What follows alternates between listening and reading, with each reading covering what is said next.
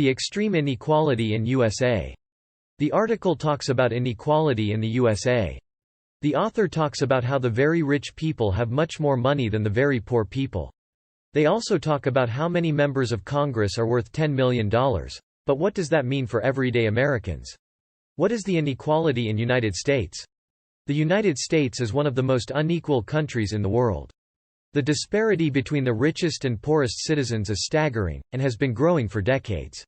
The top 1% of earners earn 27 times more than the bottom 50%, and the gap is even wider for those in the top 0.1%. Inequality is a major issue in the U.S., and it's one that needs to be addressed urgently. Here are 4 reasons why inequality is a problem. 1. It harms social cohesion. When people are divided up into different socioeconomic classes, it can create tension and conflict. This is because members of different classes often have different expectations and values. When these differences become too large, they can lead to violence or even civil unrest. 2. It undermines democracy. One of the key tenets of democracy is that all citizens have equal access to government services and resources. But when wealth is distributed so unevenly, this isn't always possible. Poverty creates a natural constituency for those who want to keep things as they are. Wealthy people tend to vote Republican, for example, while poorer people are more likely to support Democrats. In practice, this means that the rich get richer and the poor get poorer. 3. It breeds inequality.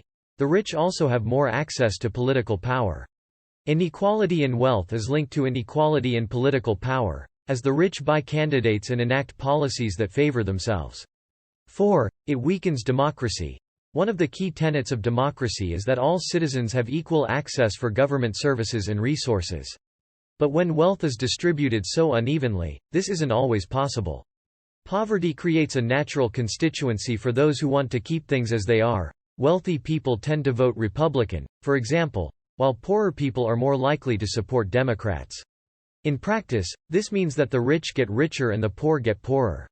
5. It undermines trust in government. When the public has little trust in government to serve the public, it's hard to maintain a democracy. This is a big problem in the U.S., where elections are often viewed as stolen and politicians are held mostly accountable for their actions. As soon as things start going seriously wrong, however, people see that government isn't there for them after all. What about economic growth? There's no doubt that economic growth is vitally important for solving both long-term issues like poverty and inequality, and more immediate problems like climate change. But given that those who benefit greatly from growing wealth and corporate power tend to be Republicans, this doesn't translate into support for policies that would promote growth. The answers lie somewhere else. 1. It helps everyone. The most obvious way to promote growth is for the federal government to abandon its decades-long crusade against it. Because the federal deficit is roughly equivalent to 0% of GDP, there's no reason to keep spending more money than we take in. Standard economic theory says that when this happens, more people have jobs and paychecks, the economy grows faster and eventually catches up with itself in a virtuous circle. 2. It reduces inequality. Income inequality isn't just a social issue, it's also bad economics. Growth forces companies to innovate and strive, or die, while inequality encourages them to hunker down and become less competitive. 3. It helps everyone. The federal government has a role to play in fostering greater equality as well, but it has been largely absent from our economic discourse in recent years, leaving a vacuum that has been filled by the market. 4. The U.S. is getting better. As inequality has grown and living standards have stagnated, the American standard of living has risen. That's hardly nothing to be proud about.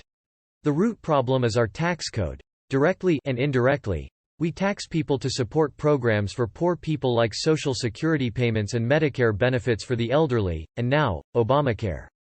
This turns out to be a good idea when we're working hard as individuals, but it becomes a bad idea when everyone starts working hard as individuals, which is what you need when you're trying to raise your standard of living.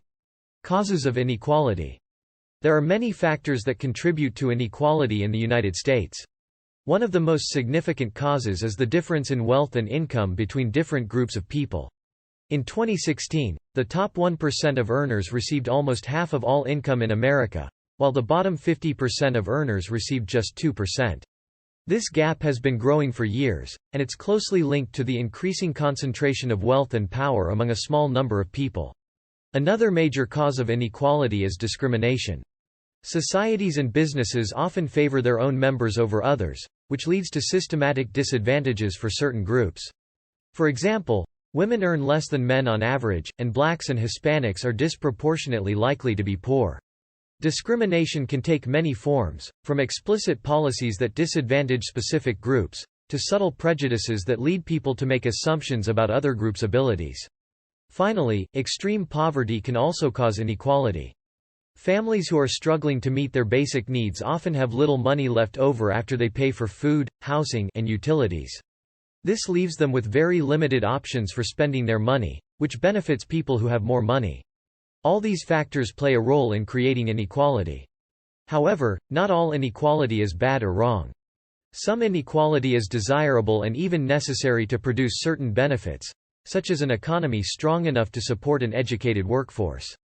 The government has limited powers to reduce inequality, but it can use its power over taxation and spending to make sure that the poor get a fair share of society's resources. 22 people with disabilities are more likely than other people in the population to be poor. People with disabilities are more likely than other people in the population to be poor. A person who has a disability is at greater risk of being poor than someone without a disability because many have low-paying jobs that make it difficult for them to support themselves and their families on their salaries alone. Pros and cons of extreme inequalities. There are pros and cons to extreme inequality. On the one hand, it allows for enormous wealth and power to be accumulated by a few individuals. This can lead to increased innovation and creativity, as well as higher levels of economic growth. On the other hand, extreme inequality can create a society that is divided into two classes, the rich and the poor. This can lead to social unrest and a sense of injustice, as well as decreased economic growth. Conclusion. The extreme inequality in the USA is a topic that has been discussed and debated for years. It's something that everyone should be concerned about, as it has serious consequences not just for the richest Americans but also for everyone else who is struggling to make ends meet. In this article, I'll discuss some of the reasons why inequality is on the rise in America and what we can do to address it. If you want to learn more about this issue, I recommend checking out some of the articles below or reading one of my books on the subject. Thanks for watching. See you on the next episode.